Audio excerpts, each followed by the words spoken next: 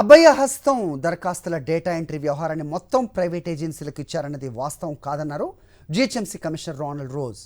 Data entry ప్రక్రియ మొత్తం ప్రభుత్వ ఆధ్వర్యంలోనే జరుగుతోందన్న రోనాల్డ్ రోజ్ తక్కువ సమయంలో ఆన్లైన్ ప్రక్రియ పూర్తి చేయడానికి ప్రైవేట్ వ్యక్తుల ద్వారా డేటా ఎంట్రీ చేయిస్తున్నట్టుగా స్పష్టం చేశారు.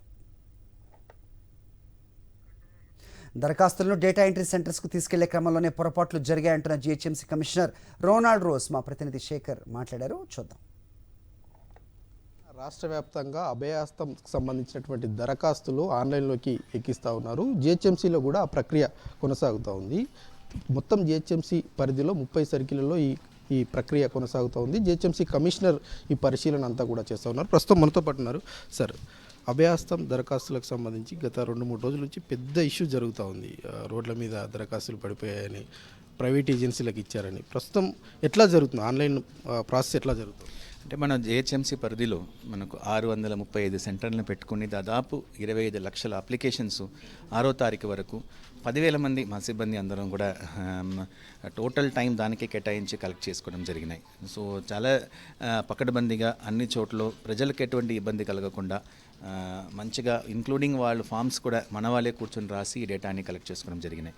సో 6వ తారీఖు తర్వాత మొత్తం కూడా మన డేటా మొత్తం కూడా మన కంప్యూటరైజ్ చేయాలనే ఉద్దేశంతో so we have engaged more than 5,000 people, 5,000 మంది డేటా ఎంట్రీ ఆపరేటర్స్ని మేము ఏర్పాటు చేసుకోవడం జరిగినాయి.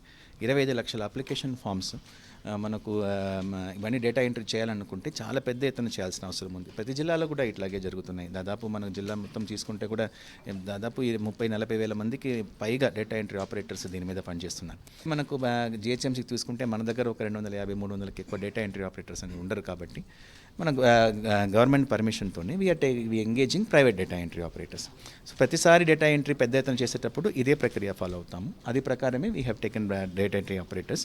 బట్ ఏంటంటే అందరికీ కూడా how to fill up the application form దాని మీద క్యాస్కేడింగ్ ట్రైనింగ్ అన్నది ఉంటుంది. ఏమైంది మనకు ఒక సంఘటన ఏమైందంటే పాపం అతను ఒక సెంటర్ నుంచి ఇంకొక సెంటర్కి తీసుకెళ్లేటప్పుడు కింద పడిపోయేటప్పుడు పాపం అని సర్దుకునేటప్పుడు సంబడి వాళ్ళకి హెల్ప్ చేసి ఉండాల్సింది, బట్ ఆ వీడియో తీసి పెట్టేశారు.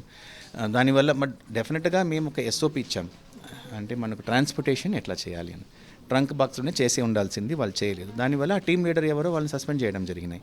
అలాగే కుత్బులాపూర్లో ఇంకొక వీడియో ఒకటి పెట్టారు, నేను కూడా చూశాను. అది మా సర్కిల్ ఆఫీస్ ముందే జరిగిన అది అక్కడే వీడియో వాళ్ళు తీశారు.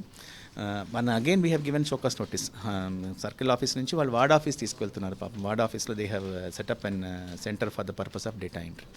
So for the security of the data we are taking utmost care.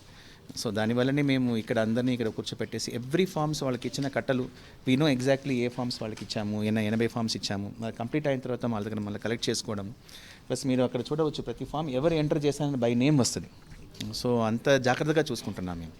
మొత్తానికి కావాల్సినటువంటి చర్యలన్నీ కూడా చేపట్టాము. ఎక్కడా కూడా ఎలాంటి ఇబ్బంది లేదు. ప్రైవేట్ ఏజెన్సీలకు ఇచ్చినామన్నటువంటి వార్తలు ఏవైతే ఉన్నాయో అవన్నీ కూడా అవాస్తవం అంటూ రోనాల్డ్ రోజ్ ఖండించారు. వీడియో జర్నలిస్ట్ సుధీర్తో శేఖర్, సాక్షి టీవీ, హైదరాబాద్.